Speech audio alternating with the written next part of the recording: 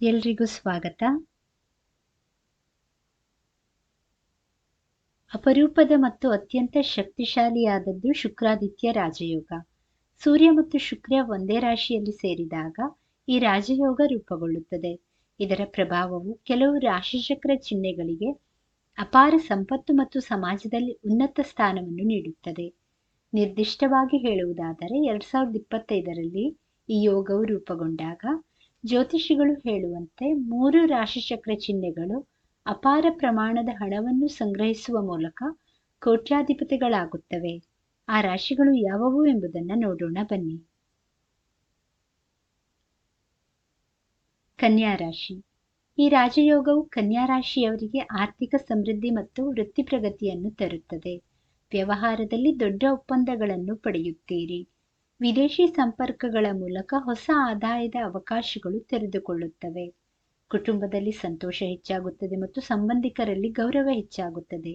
ಈ ಯೋಗವು ಕನ್ಯಾ ರಾಶಿಯವರಿಗೆ ತಮ್ಮ ಜೀವನದ ದಿಕ್ಕನ್ನು ಬದಲಾಯಿಸಲು ಒಂದು ಪ್ರಮುಖ ಅವಕಾಶವಾಗಿದೆ. ಕರ್ಕಾಟಕ ರಾಶಿ. ಕರ್ಕಾಟಕ ರಾಶಿಯವರಿಗೆ ಶುಕ್ರಾದಿತ್ಯ ರಾಜಯೋಗವು ಉತ್ತಮ ಆರ್ಥಿಕ ಪ್ರಗತಿಯನ್ನು ತರುತ್ತದೆ. ಅವರಿಗೆ ಉದ್ಯೋಗದಲ್ಲಿ ಬಡ್ತಿ ಸಿಗುತ್ತದೆ ಮತ್ತು ಅವರ ಸಂಬಳ ಹಲವು ಪಟ್ಟು ಹೆಚ್ಚಾಗುತ್ತದೆ. ವ್ಯವಹಾರದಲ್ಲಿ ಲಾಭ ಹೆಚ್ಚಾಗುತ್ತದೆ. ವಿದೇಶದಿಂದ ಆದಾಯದ ಅವಕಾಶಗಳು ಬರುತ್ತವೆ. ಕುಟುಂಬದಲ್ಲಿ ಸಂಪತ್ತು ಮತ್ತು ಸಮೃದ್ಧಿ ಹೆಚ್ಚಾಗುತ್ತದೆ.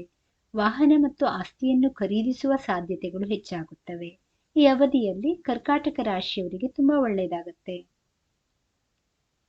ಧನು ರಾಶಿ. ಧನು ರಾಶಿಯವರು ಈ ಯೋಗದ ಪ್ರಯೋಜನಗಳನ್ನು ಬಹಳ ಬಲವಾಗಿ ಅನುಭವಿಸುತ್ತಾರೆ. ಹೊಸ ಆದಾಯದ ಅವಕಾಶಗಳು ಇದ್ದಕ್ಕಿದ್ದಂತೆ ಉದ್ಭವಿಸುತ್ತವೆ. ಹೂಡಿಕೆಗಳಲ್ಲಿ ಭಾರೀ ಲಾಭಗಳು ಕಂಡುಬರುತ್ತವೆ. ವ್ಯವಹಾರದಲ್ಲಿ ಅನಿರೀಕ್ಷಿತ ಪ್ರಗತಿ ಕಂಡುಬರುತ್ತದೆ. ವಿದೇಶದಿಂದ ಶುಭ ಸುದ್ದಿ ಬರುತ್ತದೆ. ಭೂಮಿ, ಮನೆ ಮತ್ತು ವಾಹನವನ್ನು ಖರೀದಿಸುವ ಅವಕಾಶಗಳು ದೊರೆಯುತ್ತವೆ. ಸಮಾಜದಲ್ಲಿ ಹೆಸರು ಮತ್ತು ಖ್ಯಾತಿ ಹೆಚ್ಚಾಗುತ್ತದೆ. ಈ ಯೋಗವು ಧನು ರಾಶಿಯವರನ್ನು ನಿಜವಾದ ಕೋಟ್ಯಾಧಿಪತಿಗಳನ್ನಾಗಿ ಮಾಡುವ ಶಕ್ತಿಯನ್ನು ಹೊಂದಿದೆ.